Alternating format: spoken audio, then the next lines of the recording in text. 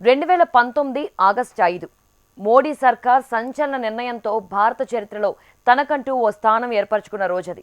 ఆ రోజే జమ్మూ కాశ్మీర్కు ప్రత్యేక ప్రతిపత్తి కల్పించే భారత రాజ్యాంగంలోని ఆర్టికల్ 370, 35 ఏలను రద్దు చేశారు. అదే సమయంలో 2 కేంద్రపాలిత ప్రాంతాలుగా జమ్మూ కాశ్మీర్ను విభజించారు. మోడీ సర్కార్ తీసుకున్న ఈ సంచలన నిర్ణయంపై అప్పటి నుంచి రాజకీయంగా రచ్చరేగుతూనే ఉంది. ఎందుకంటే ఈ రద్దును రైట్ అని సమర్థించిన వాళ్ళున్నట్టే రాంగ్ అని వాదించేవారు ఉన్నారు. ఈ క్రమంలోనే ఆర్టికల్ 370 రద్దు వ్యవహారం సుప్రీంకోర్టు వరకు వెళ్ళింది. దేశ అత్యున్నత న్యాయస్థానంలోనూ సుదీర్ఘ చర్చలు, వాదోపవాదాలు జరిగాయి. చివరికి కేంద్రం తీసుకున్న నిర్ణయం రైటే అని తీర్పునిచ్చింది సుప్రీంకోర్టు. ఇంతకు ఆర్టికల్ 370 రద్దుతో కశ్మీర్లో వచ్చిన మార్పులేంటి? సుప్రీం తీర్పుతో మోడీ సర్కార్ నెక్స్ట్ ఏం చేయబోతోంది? పీఓకే విషయంలోనూ యాక్షన్ మార్చే టైం వచ్చిందా? ఆర్టికల్ 370 రద్దుతో అంతా అనుకున్నట్టే జరిగిందా? సుప్రీం సంచలన తీర్పుతో మోడీ సర్కార్ యాక్షన్ ఏంటి? కశ్మీర్లో ఎన్నికల నిర్వహణకు లైన్ క్లియర్ అయినట్టేనా?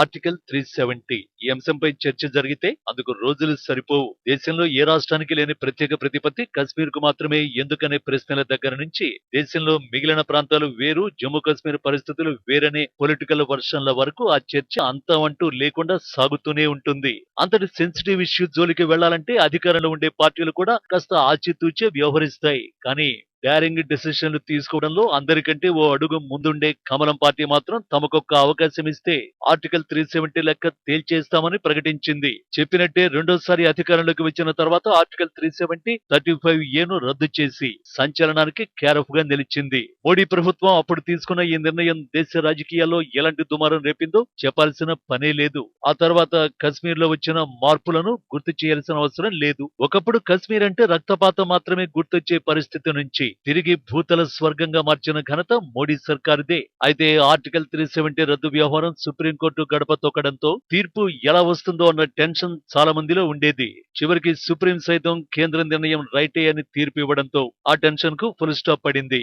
అయితే ఆర్టికల్ 370 రద్దు వ్యవహారం ఇంత దుమారం రేపడానికి రీజన్ ఏంటి? ఈ ప్రశ్నకు సమాధానం కావాలంటే ఒక్కసారి చరిత్రలోకి వెళ్లాల్సిందే. 1947 ఆగస్టు 15న భారత్ పాక్ స్వాతంత్ర్యం పొందే. ఆనాడు శ్రీనగర్ ని ఆక్రమించేందుకు పాకిస్తాన్ కుట్ర పన్నగా భారత సాయం కోరిన జమ్మూ కాశ్మీర్ చివరి రాజు రాజా హరి సింగ్ కొన్ని షరతులు, ఒప్పందాలకు లోబడి 1948 అక్టోబర్ 27న కశ్మీర్ సంస్థానాన్ని భారత్ లో విలీనం చేశారు. జమ్మూ కాశ్మీర్ ప్రధానిగా 1949లో షేక్ అబ్దుల్లాను భారత్ నియమించింది.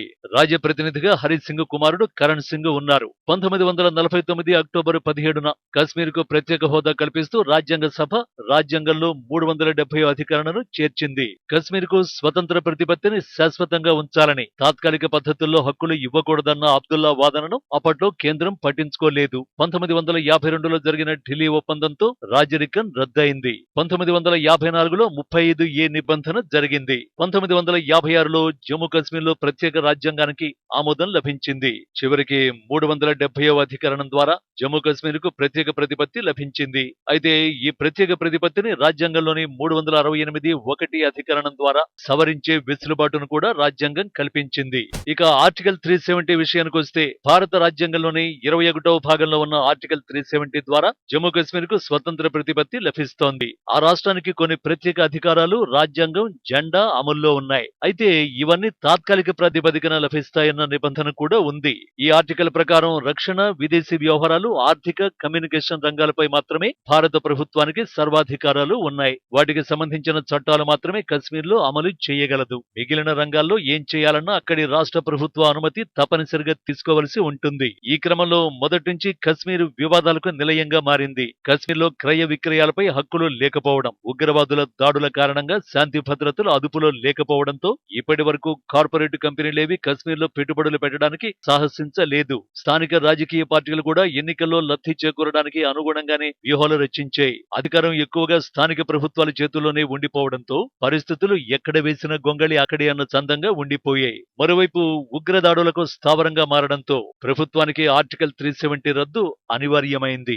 ఆర్టికల్ 370లోని సెక్షన్ 3 ప్రకారం భారత రాష్ట్రపతి ఎప్పుడైనా ఏ సమయంలో అయినా కశ్మీర్కి ఇచ్చిన స్వతంత్ర ప్రతిపత్తిని రద్దు చేయడానికి అధికారాలు ఉన్నాయి. ఫలానా తేదీ నుంచి 370 రద్దు లేదంటే మార్పులు అమల్లోకి వస్తాయని రాష్ట్రపతి ఉత్తర్వులు ఇవ్వచ్చు. ఈ నిబంధనతోనే ప్రధాని మోడీ, కేంద్ర మంత్రి అమిత్ షాలు పక్కాగా వ్యూహాలు రచించారు. రాజ్యాంగంలోని ఆర్టికల్ 368 ప్రకారం 370ని రద్దు చేయాలంటే రాజ్యాంగాన్ని సవరించాల్సి ఉంటుంది. కానీ 370లో నిబంధన 3ని చాలా తెలివిగా వినియోగించుకున్న మోడీ సర్కార్ రాజ్యాంగ సవరణ నుంచి తప్పించుకుంది. తాము అధికారంలోకి వస్తే ఆర్టికల్ 370 లెక్క తేలుస్తామని హామీ ఇచ్చినట్టే 2019 ఆగస్టు 5న ఆర్టికల్ 370, ఆర్టికల్ 35A రద్దు చేసింది. అదే సమయంలో జమ్మూ కశ్మీర్ ను 2 కేంద్రపాలిత ప్రాంతాలుగా విభజించి అనుకున్నది సాధించింది. మోడీ సర్కారు ఈ యాక్షన్ కు కారణం పాకిస్తాన్ నుంచి చొరబాట్లకు బ్రేక్ వేయడంతో పాటు ఉగ్రవాద కార్యకలాపాలకు చెక్ పెట్టేయడమే. శ్రీనగర్ లో G20 సదస్సు నిర్వహించి ఆ విషయంలో తాను సాధించిన విజయాన్ని సెలబ్రేట్ చేసుకుంది కూడా. అయితే ఆర్టికల్ 370 రద్దు నిర్ణయాన్ని అంతా సమర్థించలేదు. కేంద్ర నిర్ణయాన్ని రైట్ అన్న వాళ్ళు ఉన్నట్టే రాంగ్ అని వాదించిన వాళ్ళు ఉన్నారు. వాళ్లలో జమ్మూ కశ్మీర్ లోకల్ పొలిటికల్ పార్టీలు ఉన్నాయి. దీంతో ఈ వ్యవహారం కోర్టుల వరకు వెళ్ళింది. చివరికి సుప్రీం గడప తొక్కడంతో సుప్రీంకోర్టు ప్రధాన న్యాయమూర్తి జస్టిస్ డివై చంద్రచూడ్ నేతృత్వంలోని 5 సభ్యుల బెంచ్ 2023 ఆగస్టు 2 నుంచి విచారించింది. సెప్టెంబర్ 5న తీర్పును రిజర్వ్ లో ఉంచింది. చివరికి సుప్రీంకోర్టు సైతం కేంద్రం తీసుకున్న నిర్ణయాన్ని సమర్థించింది. కేంద్రం తీసుకున్న ప్రతి నిర్ణయాన్ని సవాల్ చేయడం సరికాదన్న సిజేఐ ఆర్టికల్ 370 అనేది తాత్కాలిక వెసులుబాటు మాత్రమే అని తెలిపారు. ఆర్టికల్ 370 రద్దు సరైనదే అన్న సిజేఐ దీనిపై రాష్ట్ర ప్రభుత్వ అనుమతి అక్కర్లేదని తేల్చి చెప్పారు. 2024 సెప్టెంబర్ 30వ తేదీలోగా జమ్మూ కశ్మీర్ లో అసెంబ్లీ ఎన్నికలు నిర్వహించేలా కేంద్ర ఎన్నికల సంఘం చర్యలు చేపట్టాలని ఆదేశించారు కూడా. అందుకే ఈ తీర్పును చారిత్రాత్మకంగా అభివర్ణించారు ప్రధాని మోడీ. జమ్మూ కశ్మీర్, లడఖ్ ప్రజల ఆశ, పురోగతి, ఐక్యతకు ఇది అద్భుతమైన ప్రకటన అన్న ప్రధాని భారతీయులుగా మనం ఎంతో గర్వపడే ఐక్యతను సర్వోన్నత న్యాయస్థానం మరోసారి బలపరిచిందని వ్యాఖ్యానించారు. మరోవైపు సుప్రీంకోర్టు తీర్పుపై జమ్మూ కశ్మీర్ స్థానిక రాజకీయ పార్టీలు మాత్రం సంయమనం పాటిస్తున్నాయి. సుప్రీం తీర్పు ఫైనల్ కాబట్టి ఎవరైనా దాన్ని సమర్థించాల్సి ఉంటుంది. అందువల్ల తీర్పు ఎలా వచ్చినా అందరూ గౌరవించాలని కేంద్రం ముందే కోరింది. తీర్పు తమకు అనుకూలంగా రాకపోయినా ఆందోళనలకు పిలుపునిచ్చేది లేదని నేషనల్ కాన్ఫరెన్స్ నేత ఒమర్ అబ్దుల్లా కూడా ముందే తెలిపారు. అయితే తీర్పు తర్వాత అదే ఒమర్ అబ్దుల్లా అసంతృప్తిగా ఉన్నట్టు తెలిపారు. అయినా నిరుత్సాహపడటం లేదని. ఆర్టికల్ 370 రద్దు చేయడానికి బీజేపీకి కొన్ని దశాబ్దాలు పట్టినట్టే తాము కూడా సుదీర్ఘ పోరాటానికి సిద్ధపడుతున్నాం అన్నారు. జమ్మూ కాశ్మీర్ మాజీ సీఎం గులాం నబీ ఆజాద్ సైతం ఈ తీర్పుపై జమ్మూ కాశ్మీర్ ప్రజలు సంతోషంగా లేరని ట్వీట్ చేశారు.